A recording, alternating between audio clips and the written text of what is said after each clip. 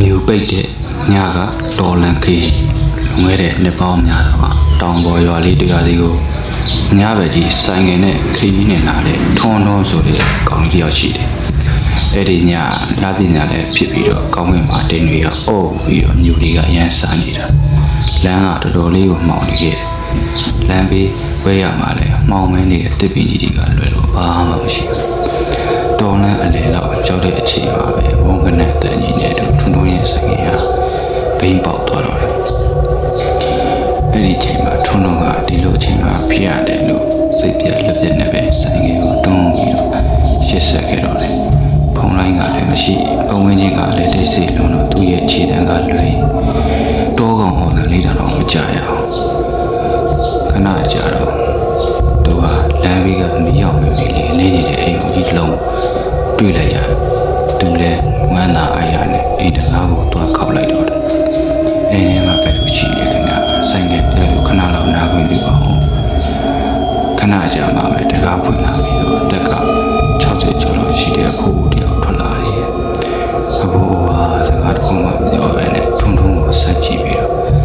အိမ်ထဲဝင်ဖို့လမ်းဟန်ပြလိုက်တော့တယ်အိမ်ထဲမှာဖျောင်းလိုက်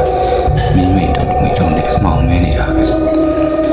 ကျွန်တော်လည်းအိမ်ကတသားကုန်းမှာထိုင်ပြီးတော့ခရီးပန်းလာကြခဏလေးအိပ်ပျော်သွားလိုက်တော့တယ်ညနေ2 နာရီလောက်မှာထူးဆန်းတဲ့ရိုးဝါးတဲ့အေးလူတဲ့နေကြောင်ထုံထုံကလန့်လို့လာတော့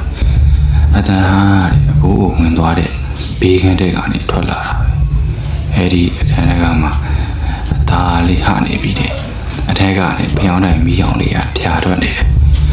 ထုံထုံကလည်းစူးစမ်းခြင်းစိတ်တည်နဲ့အခန်းထဲရဲ့ခွေကြောင်ကနေအထဲကိုချောင်းကြည့်လိုက်တော့အဲ့ဒီအချိန်မှာပဲထုံထုံကတဘိုးလုံးတွေးတွေကအေးခဲသွားတယ်ခံစားလိုက်ရတော့တယ်ဘာကြောင့်လဲဆိုတော့အခန်းထဲမှာစိုးစိုးကဘူးမဟုတ်မဲနဲ့တူတူလေးဆိုတော့အရေးပြားတွေကပြန်နှမ်းနေပြီးတော့ပြောကလည်းပြန်ပြန်ထနေတယ်ခေါင်းမှာလည်းစပင်လည်းမရှိနေရွက်တွေကလည်းခြုံထွက်နေတယ်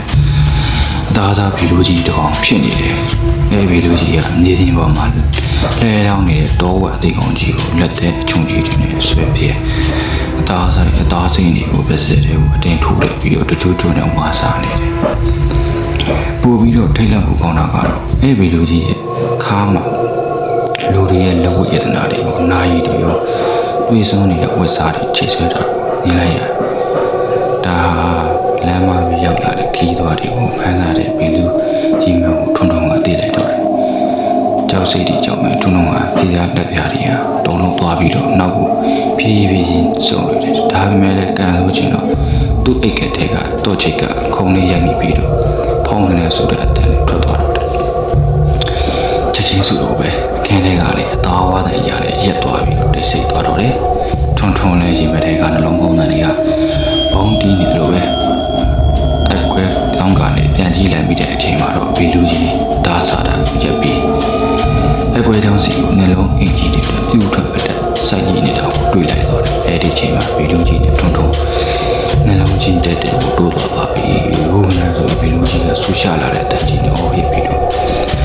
အခန်းကဝုန်းကနေခွဲအောင်ထွက်လာတော့တယ်ထွန်းထွန်းနဲ့စိုက်နေမှုတော့ပြစ်ထားပြီးတော့အဲကောင်ကိုဆွဲဖွင့်ကမှောင်မဲနေတဲ့တော်လန်အတိုင်းပဲအသက်လူပြီးတော့အနောက်ကိုလက်မကြည့်တော့ပဲပြေးတော့တာပဲအနောက်ကနေကပါလာတဲ့ဘီလူကြီးကလည်းထွက်သက်ပြင်းပြင်းနဲ့ခြေတန်းကြီးကလည်းပူပူနီးလာတယ်ခရီးဆောင်အိတ်ကိုပါဘီလူကြီးကလှမ်းဆွဲလိုက်တော့အိတ်ကပြုတ်ပြက်ပြီးညံခဲ့တော့တယ်ထွန်းထွန်းလည်းလဲကြမတဲ့ဖြစ်ပြီးတော့အာတိန်ပြီးရွာဘက်ကိုတာဦးတီပြေးခဲ့တော့တယ်ကံကောင်းချင်တော့ရှေ့နားကရွာကိုဖုန်ကြီးเจ้าရဲ့သာသနာအလံနဲ့မီးရောင်တွေကိုလှမ်းနေလိုက်ရတယ်ဘီလူတွေကတော့ဖျားရည်တရားရည်တွေနေရာကိုမကဲရဲတဲ့တော့ပဲနောက်ကရင်လိုက်လာရင်အခြေတန်းကြီးကဝိတ်ခါသွားပြီးစိတ်တက်လက်ပြနဲ့ဟိုရဲတန်ကြီးနဲ့ပဲကြံရင်ခဲ့တော့တယ်တော်တော်ကဖုန်ကြီးเจ้าမနဲ့ရောက်သွားပြီးနေချင်းပေါ်လဲရပြီးတတိမိသွားတော့တယ်မနဲ့ရောက်တော့ရွာသားတွေနဲ့သူ့ဆိုင်ငယ်ရှိတဲ့နေရာကိုပြန်သွားကြည့်တဲ့အခါမှာဆိုင်ငယ်ဟာလမ်းဘေးမှာလဲနေတော့မယ်ဒါပေမဲ့ဆိုင်ငယ်ဘေးမှာတော့မြေပေါ်မှာထွန်းထွန်းရဲ့တွေးဆုံနေတဲ့အိတ်ခွန်နဲ့အတူလူတယောက်ကိုအငမ်းမရလိုက်ပန်းခဲ့တဲ့ကြီးမားလုံးနဲ့ဘီလူကြီးချီအားကြီးတွေကိုအထင်ရှားကြရင်ခဲ့တော့တယ်တဲ့လမ်းလေးကတော့အဲ့ဒါပါပဲခင်ဗျာနောက်တော့တယောက်ချင်းစီတိုင်းကျေးဇူးအများကြီးတင်ပါတယ်